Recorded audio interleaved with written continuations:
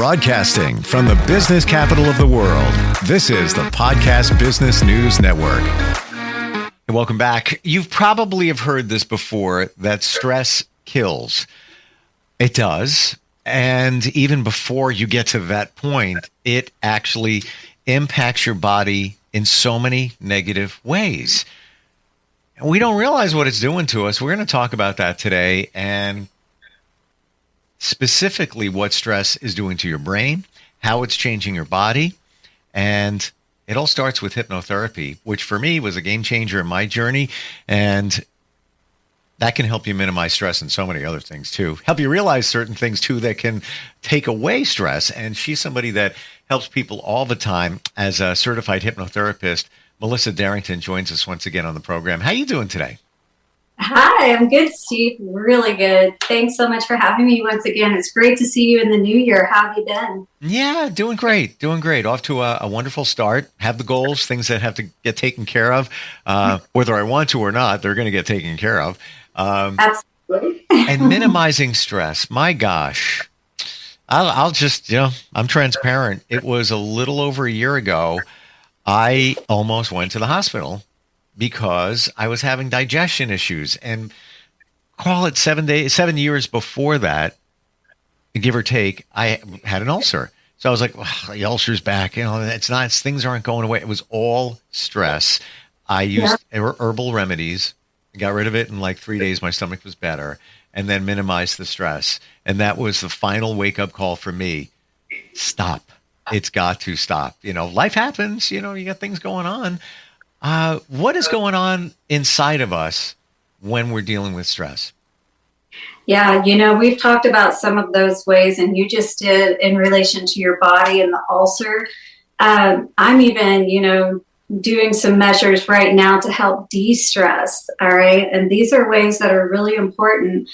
Breathing, one of the greatest ways that you can do that. But what's important to understand is, are you under constant stress? And what's even more important is to understand how this is affecting your brain.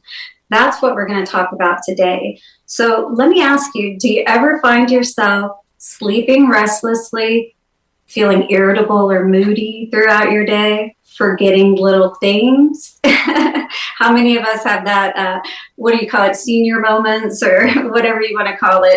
Brain fog and brain fog. Absolutely. And how many of us go through that throughout the day, or feeling overwhelmed and isolated even? So these are different feelings that you can be feeling when you are in that stress state. And it's okay. I mean, we all go through this, and you're likely just feeling stressed out, but it's important for you to recognize that. So stress isn't always a bad thing, right? So it can be that extra boost of energy or focus, like engaging in a competitive, exercise or competition, a sport, or even public speaking. So we're using that energy in a directed and focused way. But when it's continuous and ongoing, like most of us face day in and day out, it actually begins to change your brain. Something people may not realize.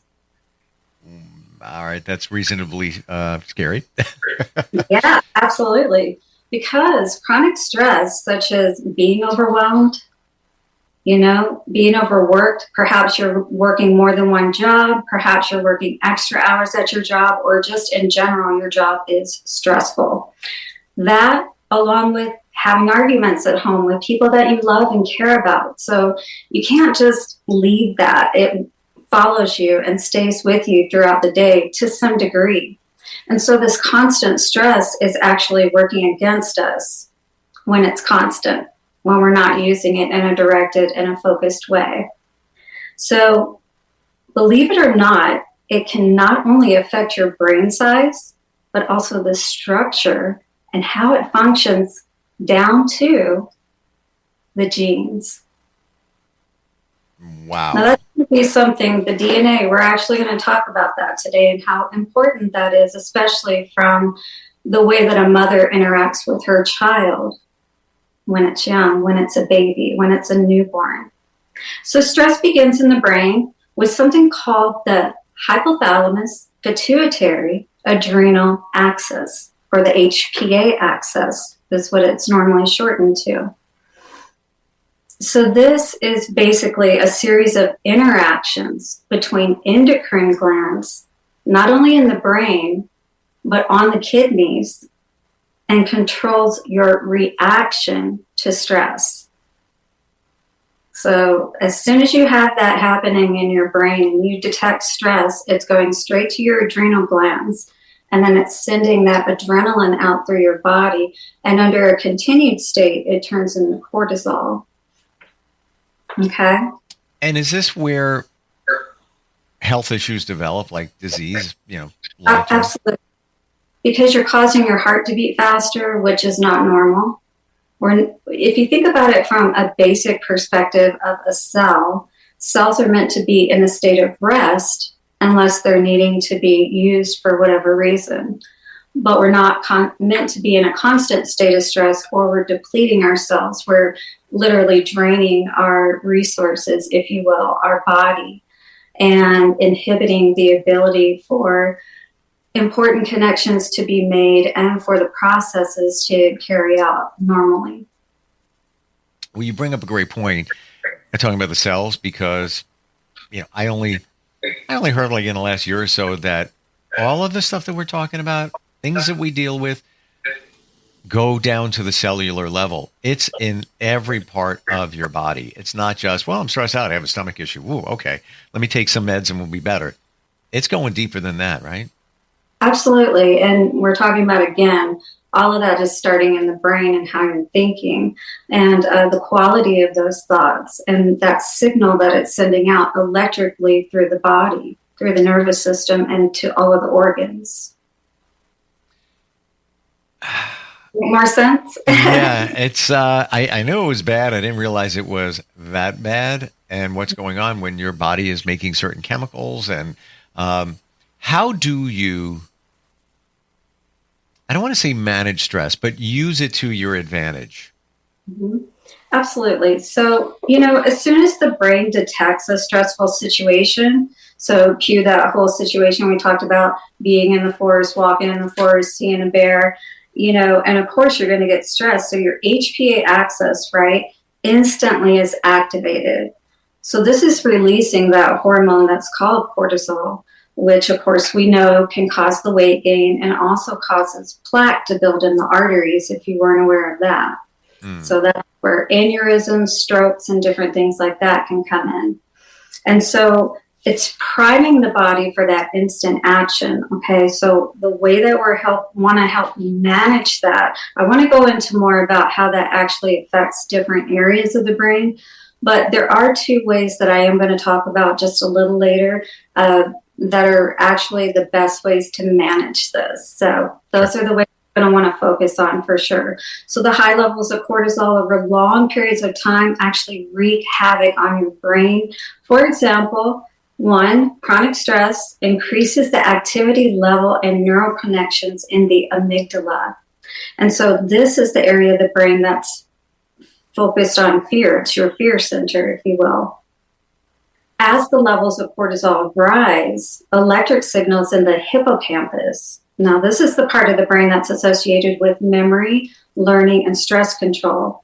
So as that deteriorates, it inhibits the activity of the HPA axis to kick in. Okay? So when you're constantly in fear, you're not really being alerted to when you're having an episode where you really need to focus and put that energy to good use, if that makes sense. And it can affect your memories, again, your ability to learn new things and to remember.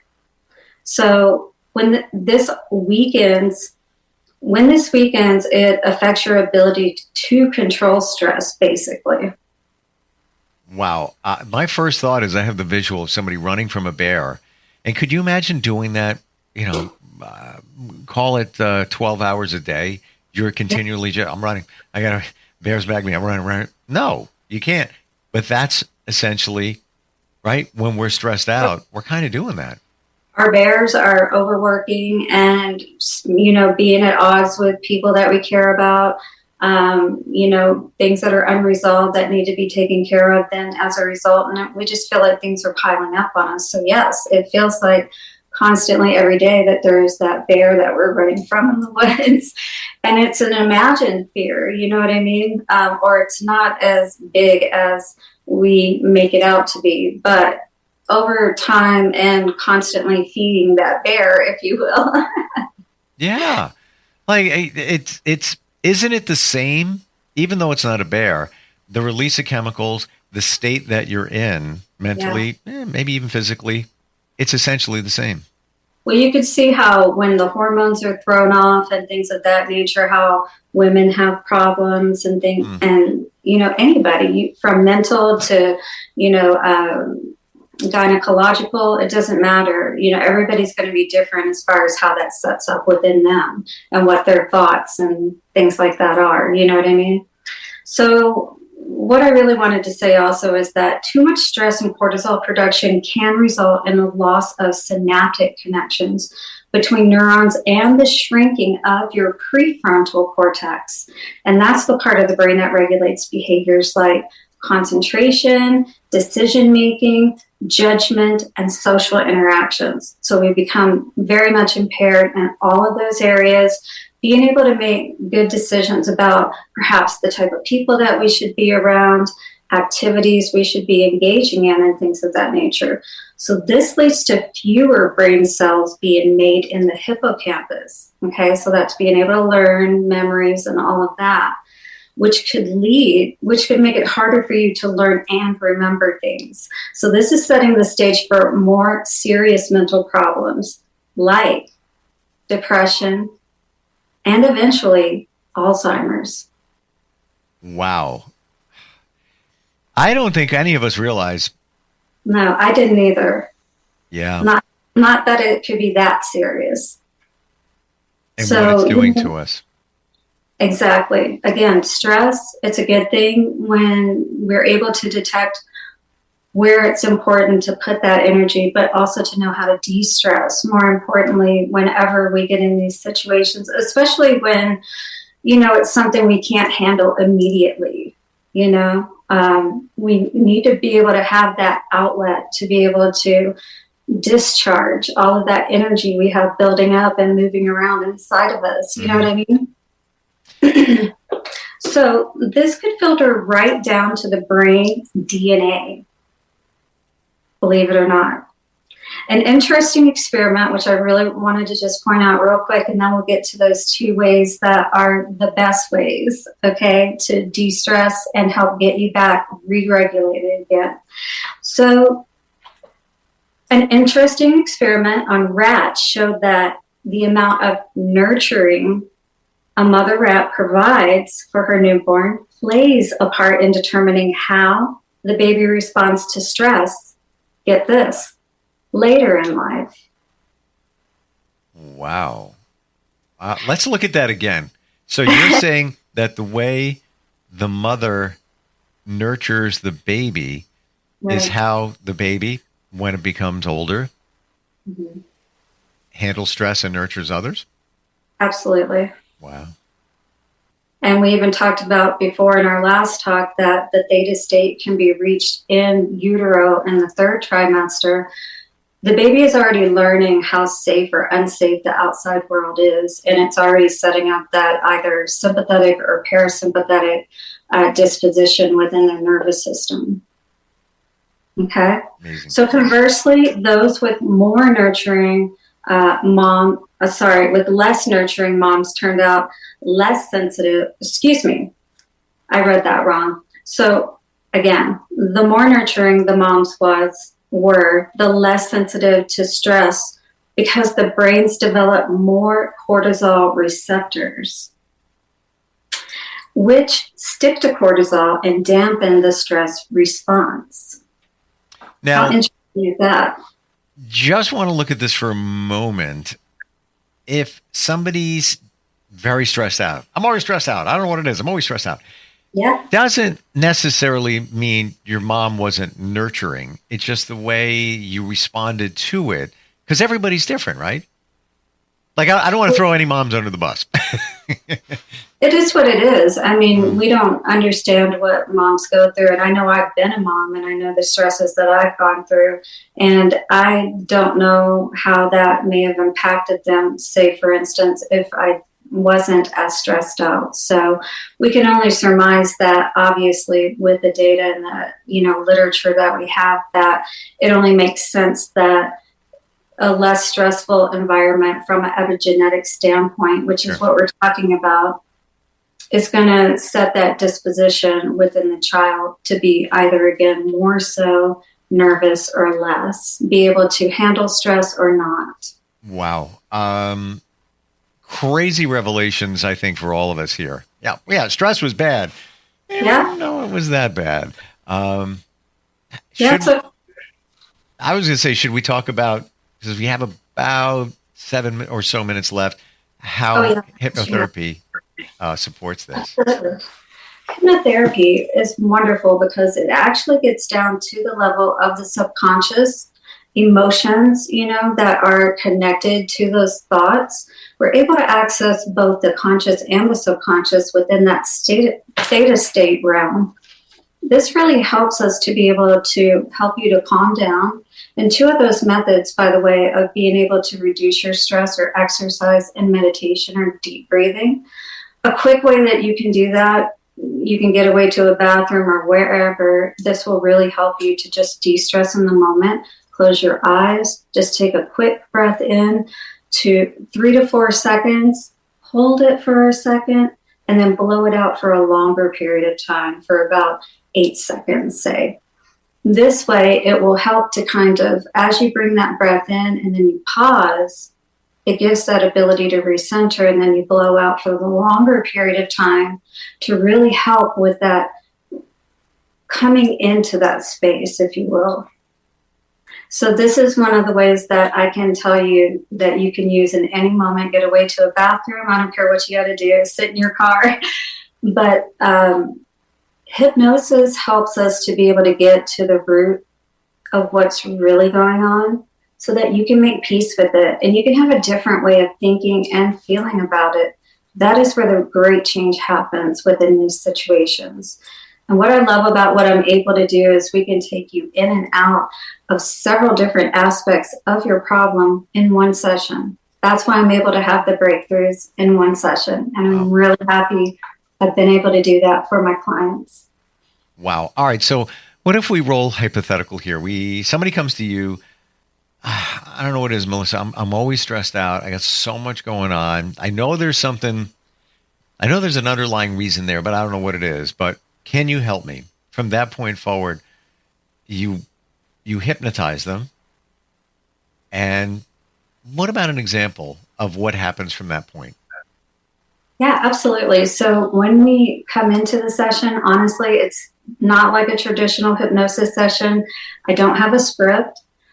What I'm aiming to do is to speak with you. And as we speak, as we have a conversation, and I ask questions in such a way, along with using hypnotic aspects of helping you to relax, we tap into what's really going on. And that's what we work with. Because when we're just talking in this state of mind, it's more from the conscious perspective. As I'm able to sit with you, we can really get to what's really going on. That's where the big change happens. When you say you get to the core of what's really going on, can you give an example? And it could be somebody you've worked with. It's completely confidential. Nobody knows who we're talking about. Or just, go hypothetical. But what are some of the things that might have gotten revealed during a session? Yeah, I remember one client that came in, and she had a very strong, a very profound, I guess you could say, experience with stopping smoking. And it was very interesting how the smoking aspect, because she had been smoking for probably 40 years or more. And when we went back and she started to tap into emotions around that, it was interesting that she said, all of the people who loved me were the ones that I smoked with. They were the ones who initially approached me about it, if you will. And I felt like those people loved me, really cared about me. So it was very interesting to see how seeming unrelatable emotions around, childhood experiences that she had had of not feeling loved were tied to why she was smoking. Wow. And that she didn't realize that until there was a session? Exactly. You have those aha moments and you start to really understand what brought you to that place and why you were doing what you were doing. Wow. Now, for the rest of us, that seems like kind of how did she not realize that? And there's never any judgment, because there's so many things that we're dealing with every single day, and we don't even know that we're doing it. But I guess it became a habit that she was smoking with the people that was, I guess, closest to her. Mm-hmm. And then you can also see how that became more of a distraction, and then she never actually delved into the emotional aspect or the subconscious aspect as to what was really going on, what the real problem was, and that was not feeling loved or cared for or supported. You know what I mean? Was this session and your work with her to help her stop smoking, or she had already stopped when she came to you? No, she had not stopped. And in fact, she left her pack of cigarettes with me when she left. Wow. Yeah. Wow. And that, did I hear you right? Was that one session? One session. I've often heard that it can be done in one session. And it's mind blowing to me. 40 years of smoking could end in an hour and change. When you're in the right place and you have the right perspective, anything's possible. And also you have to be open to change. So I know my sister, I recommended hypnotherapy. She did some sessions, this is before we met. And I know the hypnotherapist was good, didn't have any question, no doubt. I know that based on my sister's personality, and she said, yeah, it didn't work. I don't know. It was a waste of time. Yeah. I know she wasn't open to it. I just know. It makes all the difference, no matter who you're going to. It doesn't have to be hypnosis. It can be a counselor, a therapist, someone even who and have come to understand has the best history in the world for helping people. But if you're not in the right place, then it's not going to work. I guess it's the same thing when somebody's going through a medical treatment, something very serious. And you look at the two different scenarios. This one over here is upbeat, positive, would take care of themselves, has a good outlook on the outcome. And then you have this person over here that just it's not going to work. Well, it usually doesn't work well for that person because it's all here. Whatever you believe is true for you. And that would be our next podcast, manifestation. But so interesting about the stress thing. Knew it was bad. Didn't know it was that bad. And especially the mom nurturing connection.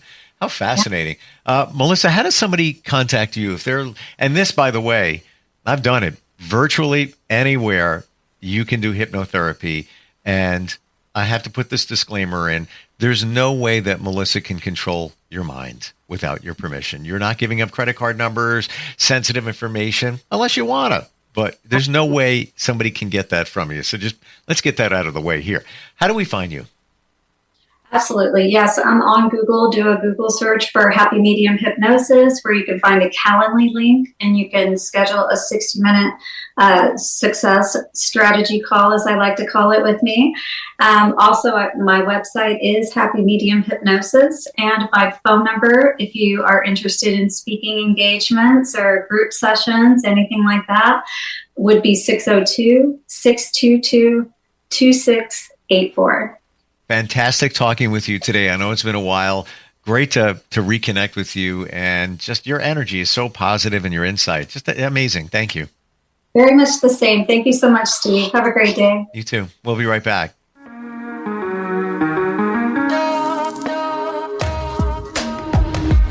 Broadcasting from the business capital of the world, this is the Podcast Business News Network. Adopt US Kids presents Multiple Choice Parenting. Your daughter just had her first breakup. Do you A, put yourself in her shoes? How could he do this to you? And for Sheila, she has split ends. B, console her? Oh, sweetie, This is going to happen a lot. 4, maybe 5 more times before you get married. C. Take charge. Got to get this all straightened out. Give a little talking to, man to man, mano a mano. Hey, Steve! Is now a good time? No? Okay, no problem. Bye. Or D. Help her find a new boyfriend. I know a great place to meet boys. The internet. Nice, single boys. Never mind. How about some ice cream? As a parent, there are no perfect answers. But you don't have to be perfect to be a perfect parent. Thousands of teens in foster care will love you just the same. For more information on how you can adopt, visit adoptuskids.org. A public service announcement from the U.S. Department of Health and Human Services, Adopt U.S. Kids, and the Ad Council.